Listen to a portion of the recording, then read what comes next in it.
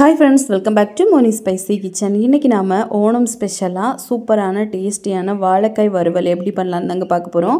இது வந்து பெர்ஃபெக்ட்டா ஈஸியா வீட்ல குயிக்கா வந்து பண்ணி முடிச்சிடலாம். டேஸ்ட் வைஸ் பாத்தீங்க அப்படினா ரொம்ப நல்லா இருக்கும். இது வந்து தனியா நம்ம வாழைக்காய் அவிச்சு அதுக்கு அப்புறமா பண்ணனும்னு அவசியம் இல்ல. இன்ஸ்டன்ட்டா குயிக்கா வந்து பண்ணி முடிச்சிடலாம். இப்போ வாங்க எப்படி பண்ணலாம்னு பார்க்கலாம். ஃபர்ஸ்ட் இது பண்றதுக்காக இந்த மாதிரி வாழைக்காய் எடுத்துர்க்கேன். எந்த நீங்க வாழைக்காய் இருந்தாலும் நீங்க வந்து எடுத்துக்கலாம். இது மேக்ஸिमम பாத்தீங்க அப்படினா ஏத்தன் வாழைக்காயில தான் பண்ணுவாங்க. நமக்கு கிடைக்கக்கூடிய வாழைக்காயிலயும் நம்ம வந்து பண்ணி எடுத்துக்கலாம். ரொம்ப நல்லா வரும். இப்போ இதோட தோல் எல்லாம் இந்த மாதிரி ஃபர்ஸ்ட் கட் பண்ணி எடுத்துருங்க. இப்போ ஃபுல்லா இந்த மாதிரி ரெண்டு வாழைக்காயிலயுமே நம்ம வந்து தோலை நல்லா கட் பண்ணி எடுத்துட்டு கழுவி எடுத்துட்டு வந்துடலாம். இப்போ வாழைக்காய் ரெண்டுத்தையுமே நல்லா கழுவி சுத்தம் பண்ணதுக்கு அப்புறமா இத வந்து குட்டி குட்டி பீஸ்க்கு நம்ம கட் பண்ணி எடுத்துக்கணும். அதாவது நான் கட் பண்ணி எடுத்துர்க்க மாதிரி நீங்களும் வந்து கட் பண்ணுங்க. ஃபர்ஸ்ட் வந்து இந்த மாதிரி சென்டர்ல இந்த மாதிரி ஒரு 4-5 கோட் போட்டுட்டு அதுக்கு அப்புறமா கிராஸ்ல வச்சு ஒரே ஒரு கோட் போட்டு சின்னதா கட் பண்ணி எடுத்துக்கலாம். இது பார்க்கிறதுக்கு நல்ல கியூபஸ் மாதிரி நமக்கு வந்து கிடைக்கும். இந்த ஒரு மெத்தட்ல தான் பாத்தீங்க அப்படினா கேரளாவுல மேக்ஸिमम மேரேஜ் வீட்கள் எல்லாமே பண்ணுவாங்க. இது வந்து பண்றது ரொம்ப சுலபமா இருக்கும். நமக்கு அதிகமான டைமும் எடுக்காது. ஒரு 10 மினிட்ஸ்க்குள்ள எல்லாம் நம்ம வந்து பண்ணி முடிச்சிடலாம். இப்போ வந்து இதே மாதிரி நம்ம எல்லாத்தையுமே கட் பண்ணி எடுத்து தனியா வச்சிடலாம். நீங்க தேவைப்பட்டா தண்ணில கூட போட்டு வச்சுக்கலாம். அப்ப கருத்து போகாம இருக்கும். இப்போ பாத்தீங்க அப்படினா நம்ம எல்லாத்தையுமே கட் பண்ணிட்டோம். நீங்க பெருசா கட் பண்ணி போட்டீங்க அப்படினா இது வேகிறதுக்கு டைம் எடுக்கும். சோ இந்த அளவுக்கு கொஞ்சம் குட்டி குட்டியா கட் பண்ணுங்க.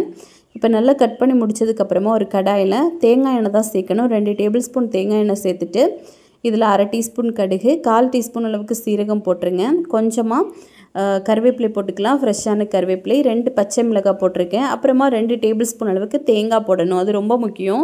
தேங்காய் போட்டுட்டு நல்ல மீடியம் ஃப்ளேம்ல வச்சு நல்லா ரோஸ்ட் பண்ணுங்க. இந்த தேங்காய் வந்து பாத்தீங்கன்னா நல்ல ஒரு கோல்டன் கலர்ல நமக்கு வறுபட்டு வரணும். சோ அது வரைக்கும் நல்லா வந்து ரோஸ்ட் பண்ணி எடுத்துக்கோங்க. இப்போ பாத்தீங்க அப்படினா தேங்காய் வந்து கொஞ்சம் நல்லா வறுபட்டு வந்துருச்சு.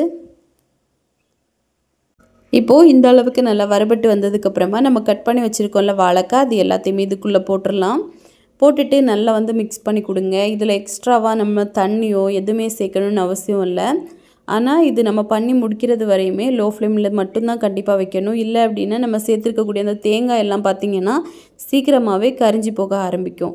சோ லோ ஃப்ளேம்ல வச்சு நம்ம மெதுவா தான் குக் பண்ணி எடுக்கணும். இப்போ தேவையான அளவுக்கு உப்பு போட்டுக்கலாம். ஒரு 1/2 டீஸ்பூன், 1/4 டீஸ்பூன் மஞ்சள் தூள் போட்டுருங்க. போட்டு நல்லா வந்து mix பண்ணுங்க. இப்போ வந்து நம்ம இத நல்லா குக் பண்ணி எடுக்கணும். அதாவது இந்த வாழைக்காய் பாத்தீங்க அப்படினா வெளிப்பக்கம் கொஞ்சம் கிறிஸ்பினஸா இருக்கும். உள்ள வந்து நமக்கு நல்ல சாஃப்ட்டா வெந்து வரணும். அதான் இதோட பக்குவம் அப்படிங்கிறது.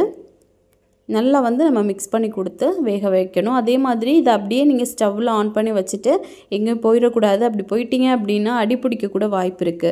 சட்டுன்னு வந்து அடி பிடிக்கும். அதனால நம்ம வந்து கிளறி கொடுத்துட்டே இருக்கணும். அது ரொம்ப முக்கியம். இப்போ பாத்தீங்க அப்படினா ஒரு 5 மினிட்ஸ்ல இந்த அளவுக்கு கொஞ்சம் நல்லாவே குக் ஆகி வரும். இந்த அளவுக்கு வந்ததுக்கு அப்புறமா நம்ம வந்து ஒரு 1/2 டீஸ்பூன் அளவுக்கு மிளகாய் தூள் போட்டுக்கலாம். அப்புறமா ஒரு 1/4 டீஸ்பூன் அளவுக்கு பெப்பர் தூள் போட்டுக்கலாம்.